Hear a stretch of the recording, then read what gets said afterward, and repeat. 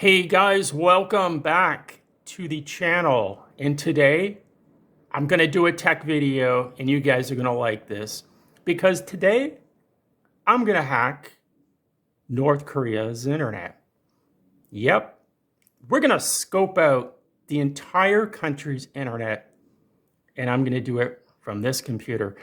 And yeah, guys, it's gonna be interesting because a lot of you have been asking me for do a tech video again. Back in the end of June was when I first intercepted North Korean TV on this satellite dish. And all that content has all come through this dish right here. And North Korea, their content, it just keeps on giving. And that's why I kept doing it. And I'm going to continue to do it on a daily basis. A lot of people love the content. And watch the news that I provide from North Korea, the domestic news, on a daily basis. Now, getting back to what we're going to do here. We are going to scope out their internet. Now, a lot of people think North Korea doesn't have internet. They're like, don't they not have internet in North Korea? Well, they actually do have internet. Their internal network has gateways on it. So there are resources and websites on their internal network that are exposed to the outside world. Now, you have to understand how the internet works. It's kind of like the router in your home. Think of it that way. They've got their internal network. However, they are using public IP address space as well. So it isn't really an intranet like some people think. It really is actually, they are connected to the internet. And if you are a guest in the country, you travel there as a tourist, you can actually have internet in your hotel room. It's not cheap from what I've heard, but they do have internet into hotels. And if you're a high-ranking government official, you probably have access to the internet as well.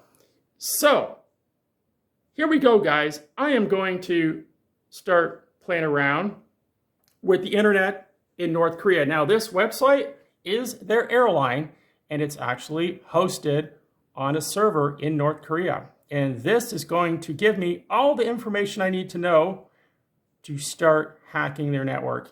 And first of all, you can see the domain name ends with a .kp. .kp is the top level domain for the country of North Korea.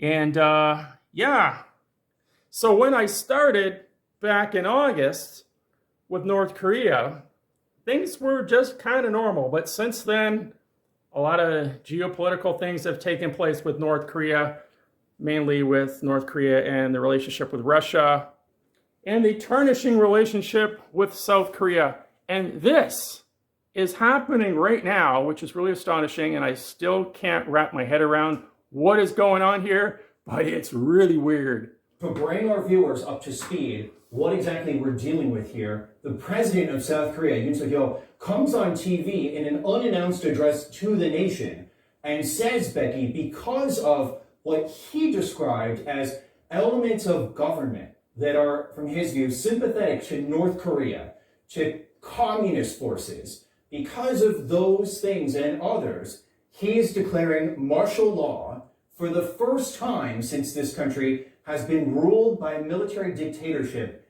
in the 1980s. Now, we are trying to sort through what this means for democracy in this bastion of democratic rule in East Asia. I live about just a couple minutes away from where we're broadcasting from. There are police, Becky, who are on their phones, calling their captains, calling their colleagues, asking, what are they to do? What does this mean? What is going on in the building that I live in? And when you're just walking through the streets, there are people who are running to their families' homes to be with them, to figure out what to do to be close to loved ones in this moment that is unprecedented. Wowee, I think the president of South Korea has lost his mind. Something weird is going on over there, and it's to do with North Korea. So here we go, guys. Let's get to work. Stick around. Here we go. Okay, guys, let's start getting to work here. And yeah, this is the national airline of North Korea, Air Koryo, I guess it's called. So let's take a look here. This is kind of interesting, I thought. There's one flight from Russia here, from Vladivostok, and it's 229 US dollars. Interesting. Why is it not in rubles? I wonder why. Because Kim is not stupid. He wants hard currency. He wants the green bucks, and US dollars is what they want. Nobody wants rubles anymore. So, okay, here we go, guys. Now, the first thing we're going to do is, like I said, .kp is the top level domain of North Korea. So I'm going to copy this, and we're going to go over here to the DNS checker, and I'm going to put that in there. And the first thing we're going to do is we're going to look for the IP number, and there it is, 175.45.176.69. And this IP number over here, guys, that is not my IP number. So please don't post in the comments, "Oh my God, Peter, you're exposing your IP number," or whatever. No, it's my VPN. So we go down here, and for some reason, you cannot see this website in Mexico. Probably something to do with Mexico. But in Seoul, South Korea, this website is not viewable. I wonder why. So the next level of hackery, we are going to look at the name servers. And there we go. So it shows that that domain is running its own name servers, name server 1 and 2. So that is interesting. So let's go back here and look at the A record again, and then we're going to add ns1 which is the name server, and let's see what the IP number is. And it is the same subnet, but .9, as we see in the other. The website host was .69. So let's go look at name server 2 and see what they have for an IP number. And it is .8. Wow. Really very, very simple. Everything is on the same server probably. Yeah, you're supposed to have different subnets for different name servers for diversity, but they obviously don't have any diversity here. Okay, so let's take this IP number, and very helpful because it's going to tell us right now who owns this IP number, or who it's not. You don't really own public IP address space. You kind of do, but it's assigned to you. I mean, people do sell and buy IP numbers, but it is assigned by ARIN and certain other regulatory agencies around the world. And the name is star.k. Oh, okay, star. Yeah, that makes sense. Is the owner. And what I'm looking for is the subnetting. So it's showing me right now they have what's called a /22. And you see right there, 175.45.1760 through 17. Okay, so 6, 7, 8, 9. So they have /22. That is 4 Class Cs, which is 1,024 IP numbers in this IP range, what they're assigned. So okay, that's interesting to know. So what we're going to do now is I am going to use an IP scanner, and we are going to scan this entire IP range, all 1,000 IP numbers, and we're going to see what's on them all, and which ones respond, which ones have websites. We might find something interesting. So that's the next thing I'm going to do. I'm going to set up a script here called Angry IP Scanner. And actually, something I'm going to do before we get to that, I'm going to go back here and grab that. And I'm going to open a terminal window. And I'm going to do what's known as a trace route. And you can do it too on your computer. You just get open a terminal window and go trace and then RT for route space, and then put in. And here we go. Now this could take a while, so I might actually cut it here and speed things up, because this could take 10 minutes. But it's going to show us the route from my VPN server to North Korea. Now, I'm pretty sure once we get into North Korea, they're going to filter, they're not going to allow us to ping. But we're going to at least gain some information on, you know, where they're routing through.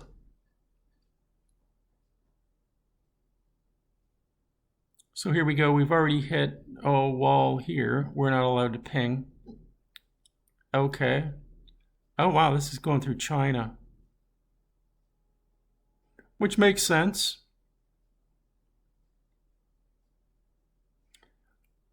Now, a ping I did earlier actually went through Russia. So they're using Russia and China as their gateways. I heard there was 2 gateways, so that's probably the 2.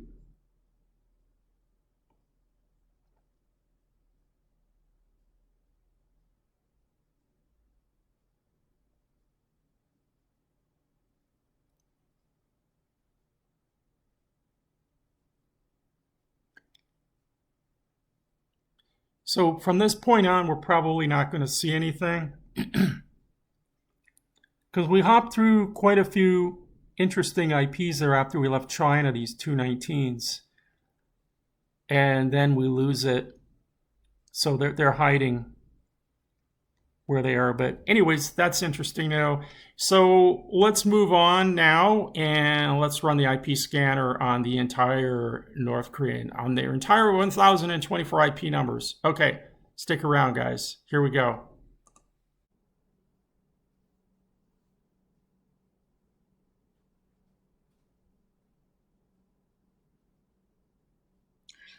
Okay, guys, I've started an advanced IP scanner.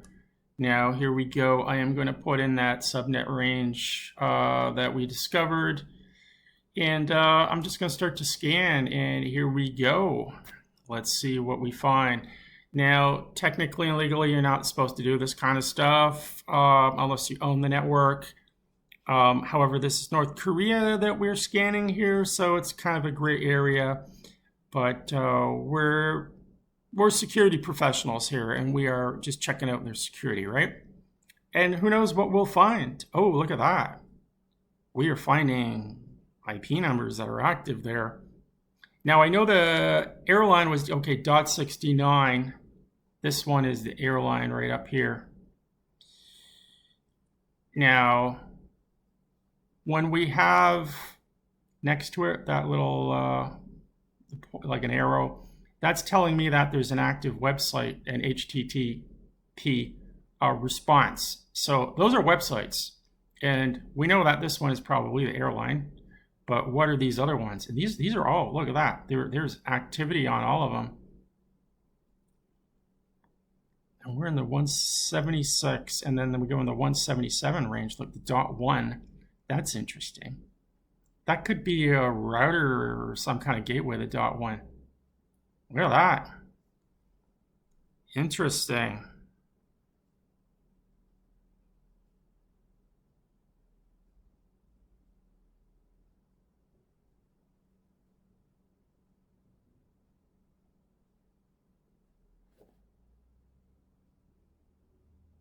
This could take a while, so I might actually edit the video because this could go on for a while. There's over 1,000 IPs that we're going to scan here. Actually, we're at 87%, it says right now. So we found 18 IPs alive.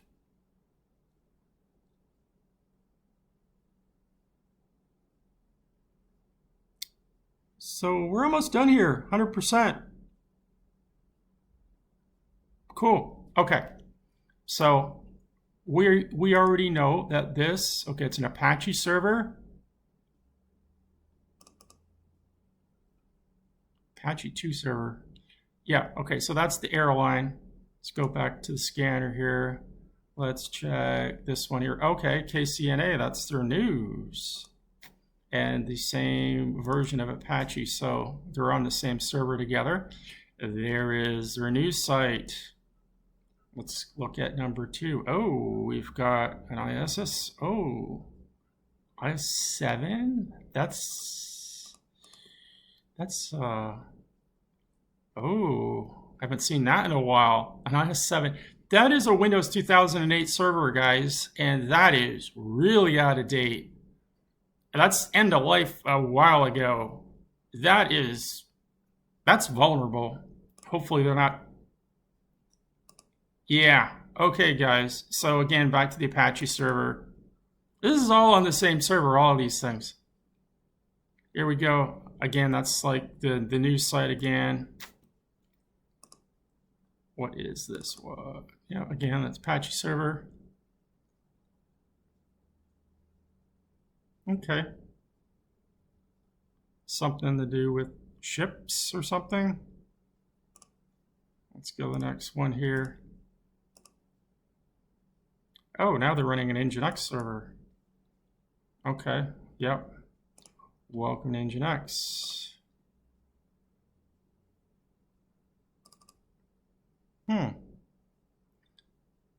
Interesting, nothing there. We're back to the Apache server. Again, their news.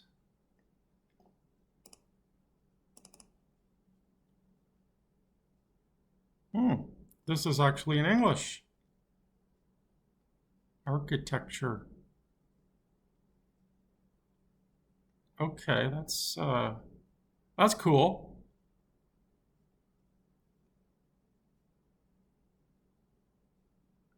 The socialist countryside, you'll see the change. Interesting. Korean architecture. Okay, that's cool. Let's keep going. Okay, again, it's going to be the news site. Yeah. We run that news site on quite a few different IPs here. Okay, and Nginx again, which we're not seeing anything. Again, Nginx.